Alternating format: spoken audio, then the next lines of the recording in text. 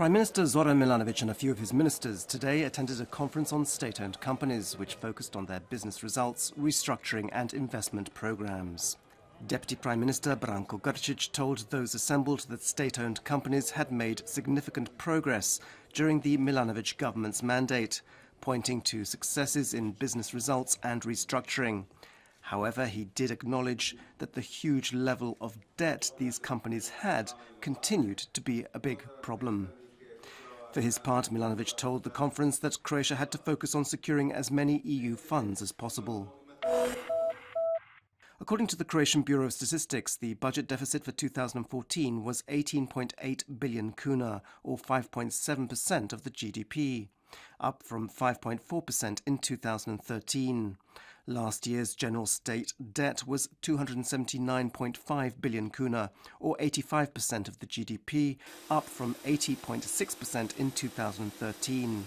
This data was obtained by a new European methodology, which Croatia is required to apply due to the European Union's excessive deficit procedure.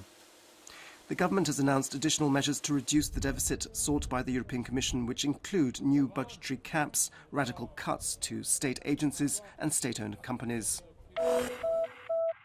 Fuel prices went up significantly last night. In the last few days, a litre of fuel has increased by more than half a kuna.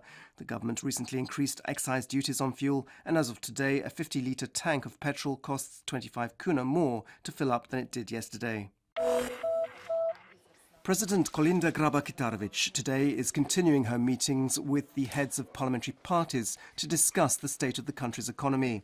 This morning she met with the leader of the Croatian Civic Party, Željko Kerum.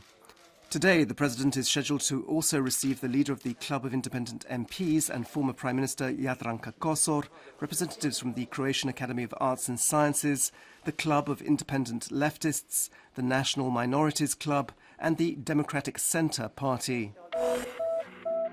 In entertainment news, Monday evening saw the premiere of a feature-length factual film about Croatia's famous skiing family, the Kostelićes. Janica Kostelić and Ivica Kostelić both reached the very top of alpine skiing, and the film, which was 23 years in the making, looks at the history of those achievements. Sport, and Croatian gymnast Mario Možnik arrived back from the European Championships last night. At the championships held in Montpellier, France, Možnik took the gold medal in the high bar discipline. His next goal is to secure a place at the 2016 Olympic Games in Rio de Janeiro. For that, he needs a medal in the World Championships, which will be held in Glasgow this October. 3 other Croatian gymnasts secured places in the finals of their disciplines in Montpellier. Robert Seligman finished 4th in the pommel horse discipline, while Tomislav Markovic and Andrej Korosteljev were 7th and 8th in the floor exercise. And in tennis, Croatia's Borna Coric defeated Ukrainian Sergei Stakhovsky 6-2, 6-7, 7-6 and moves through to the second round of the ATP tournament in Bucharest, where he'll face fellow Croatian Ivo Karlovic.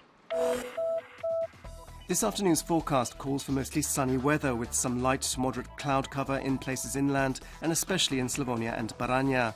On the coast there'll be a light to moderate northerly and northwesterly wind, especially on the open seas of the central and southern Adriatic. Temperatures will be higher than yesterday, between 17 and 22 degrees Celsius. The next 2 days will be a little warmer and mostly sunny. There'll be a build-up of cloud on Thursday afternoon, although it should remain dry. There could be a little rain or the odd downpour in places on Friday, especially in higher regions, and temperatures should fall a little. On the coast it'll be mainly sunny. On Thursday, a light to moderate southeasterly Yugo wind will bring with it a build-up of cloud, which in the evening could result in a little rain. On Friday it'll be changeable with intermittent rain and flash storms.